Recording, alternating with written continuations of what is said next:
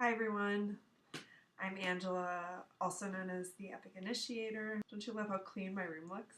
You should see like on the sides here, it's a disaster. But I didn't want to use it as another excuse to not record and not make this first video.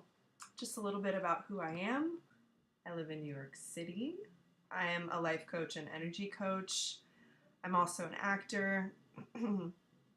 I write sketch comedy, I've done stand-up comedy, I'm a former U.S. Army sergeant and Korean linguist, and those are just a few things about me, and I'm sure you have a lot more questions and answers, and I promise I will cover all those things in upcoming episodes. But moving forward, that might give you an idea of what you can expect on my channel. Today's topic is analysis paralysis. The merry-go-round of death. The hamster wheel of terror. The treadmill of minor anxiety. What is analysis paralysis? Well, it's when you're quite literally paralyzed by overanalyzing. AKA, you're analyzing, but you're not taking any action, and around you go, and it's awful. And I found this to be a really big issue when I have a problem or goal that feels really big or really scary. And I believe the underlying issue is always the fear of something. And the more perfectionistic tendencies you have, the more likely you are to experience this thing. So, have you ever felt this way? And a lot of people say, just do it. Just do it. And that advice is so not helpful. Or they say YOLO, and sometimes if you do that or you pull a YOLO move, you end up having to clean up an even bigger mess. And I believe that life should be lived somewhere between YOLO and I actually might take a long time to die, so why not find a happy medium? That's what I say. So I'm going to use a cake metaphor for this problem of overanalyzing. Can you think of a time when you were like, oh my god, this cake is so big. How am I going to eat it? Well, I could slice it into equally perpendicular rectangular pieces and then arrange it on a pastry pedestal. Or find one of those cake displays and then take it piece by piece. Or I could call the neighbors and invite them over to help me eat it. Or I could put it in a blender. I could mix it with some ice cream. Maybe I shouldn't eat the cake at all because it has sugar and gluten and dairy and it will poison me and I will die an awful death of diabetes and diarrhea. Wow, you just gave us way too much information. And suddenly, you are very easily distracted. What's that? You get hit with shiny object syndrome. Oh my god, kitties! Kitties, kitties everywhere. Oh wow, oh boy, so cute. Basically, any glint of light off a shiny object and you're there, distracted. Suddenly, other tasks seem more interesting, more appealing than your problem. Like cleaning your room is suddenly really, really interesting and you want to do it. Ooh, what's that over there? Cleaning my room is now so suddenly interesting. And by the time you get back to the problem, it seems bigger, as if it gains power from your fear or your avoidance. It just keeps growing. Did that cake get bigger? It looks bigger. It looks a lot bigger. There's that damn cake again. Then you can feel guilt or shame around the cake in the corner, which is now in the corner because you're not doing anything about it, and you know you should have eaten it, but you didn't. Dang, that cake is still in the corner. I thought by ignoring it, it might just go away, but it didn't. And what makes matters worse is that people start to tell you how much potential you have to eat this cake. And when you start to eat this cake, you're gonna be so great. And then you get this great advice. Just do it. Just do it. Don't think about it. Oh, wow. This is super helpful to the person suffering from analysis paralysis. Let me tell you, I love this one. My favorite. Sarcasm noted. So, like I've said, I've had this very same issue. This YouTube channel was my cake in the corner.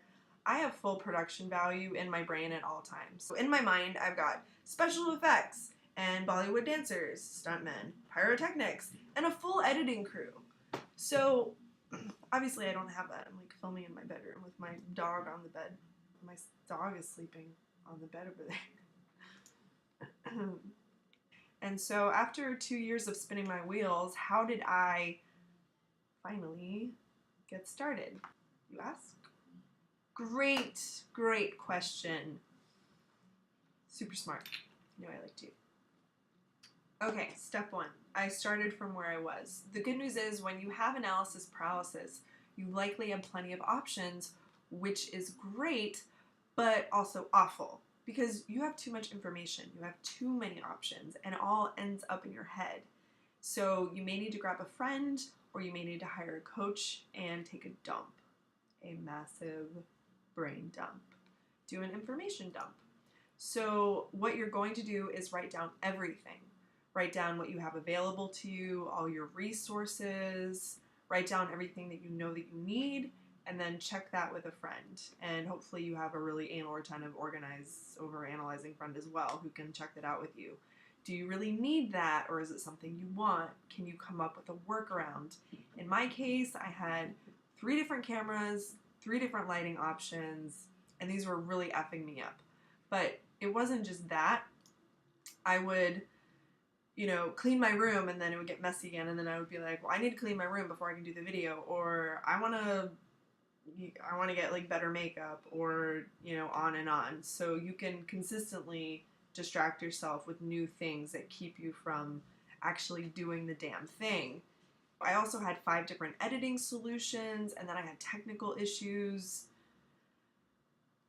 So it was really overwhelming. So step 2, decide what is comfortable for you. Now that you have a list of all your options, check in with each and decide what feels best for you. Like really check in with like it's like kind of in your gut, like what feels in a way easy. What do you really want to do? The best choice is probably going to be the simplest choice if you have a lot of options. It's going to be the choice that you think you can actually do. And then in the future, if you need to change it up, you can always switch it up. So step 3 is structure.